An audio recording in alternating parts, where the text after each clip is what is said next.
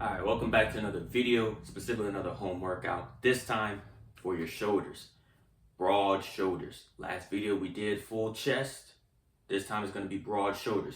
These are the top 3 exercises that you can do at home. Simple, quick, easy. Not a lot of people are probably doing it. Even calisthenic guys probably stop making those kind of videos, but I feel like I'm very relatable, especially if you're a tall, skinny, lanky guy. This video is literally for you. No matter what, you want to get in shape, let me know down below. You can tap in with me and I'll get back to you ASAP. All right. But nonetheless, let's get into the lateral raises. What I like to do, shoulder width apart, dumbbells in front of you, facing you this way, like you're doing hammer curls. You probably can't see my hands at the bottom because I have long arms. And you just go up, get that stretch, and go down. I like to go slow because you can really feel you working it. Like I said in the last video, 2 to 3 sets until failure. But if you want to really be specific, I always like to do 3 sets, 8 to 12 reps. If you're really a new beginner, you know, really make sure you get the form down. You're gonna do that. See, it's all controlled. You do not need heavy weights. Your shoulder is a very sensitive muscle. So you do not want to go too heavy or you will start to tear every tendon in your body. All right? That's what I like to do. Okay? And this is for your side delts. All right? See the side delts got that nice broadness to it. Side delt. This is my right shoulder, my left shoulder. See the broadness? Heck, you can even see the triceps. You know, we're going to get to arms on another day, but that's from the side. So if you see me on the side, you can see the shoulder. The side shoulder is broad and condensed and compact, solid, rock hard, rock solid. Okay? Next, front. All right? Front raises. Now for this helps with the front delt. The best way to do this, shoulder width apart again, and you alternate.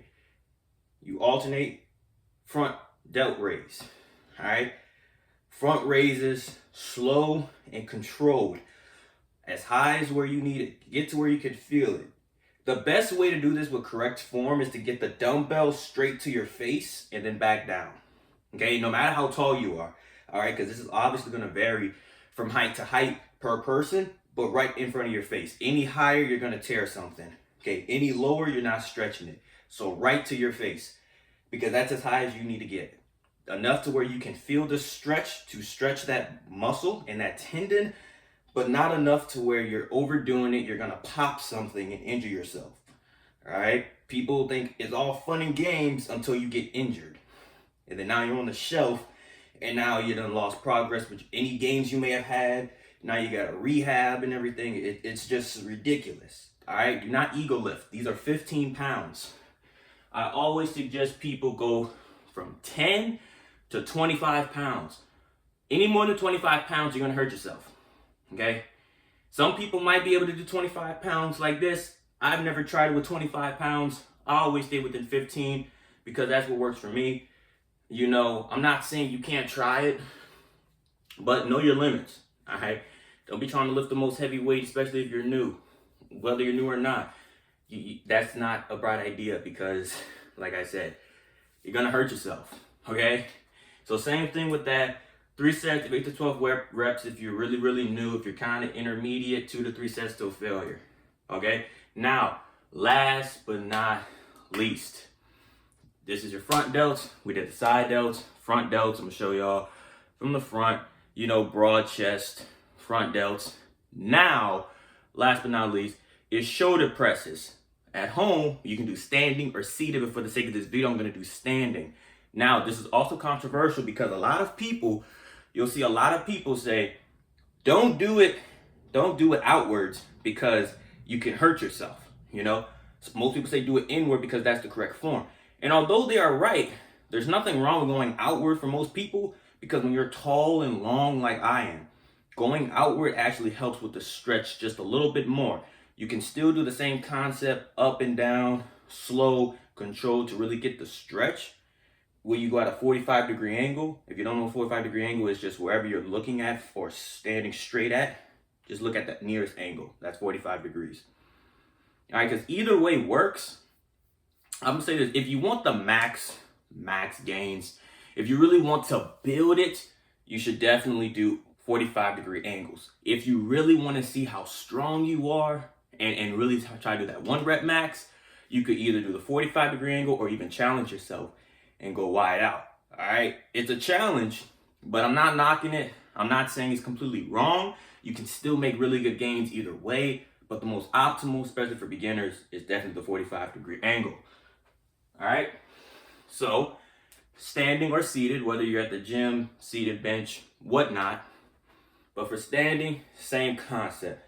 Back straight, arms at a 45-degree angle, going up and down for repeated reps until you feel the stretch. And once it comes down, then you bring it back up.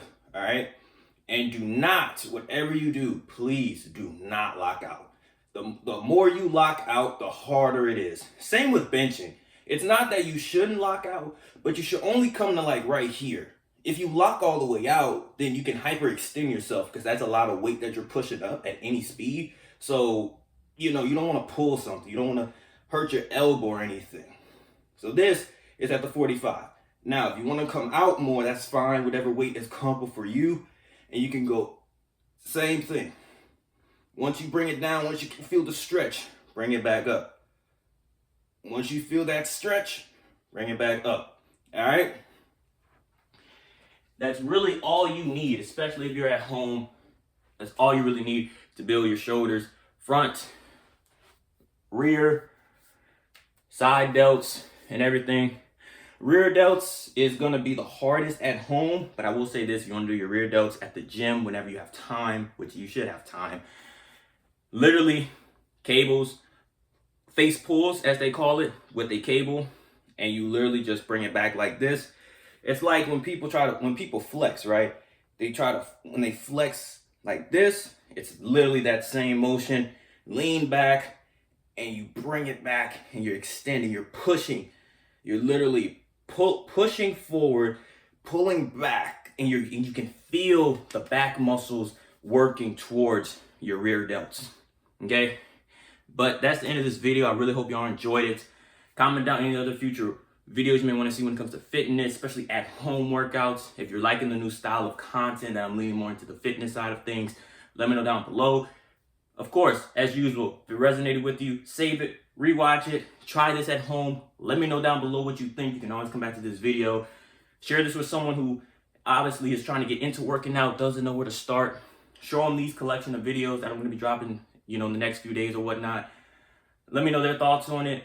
And until next time, I'm going to see y'all in the next one. Oh, and last but not least, if you haven't already, subscribe to the channel and turn on your post notifications. That way you get notified every time I drop a video, because, man, oh man, you'll probably be surprised that a lot of these quote-unquote gurus will not tell you what I'm telling you. But once again, I'll see y'all in the next one.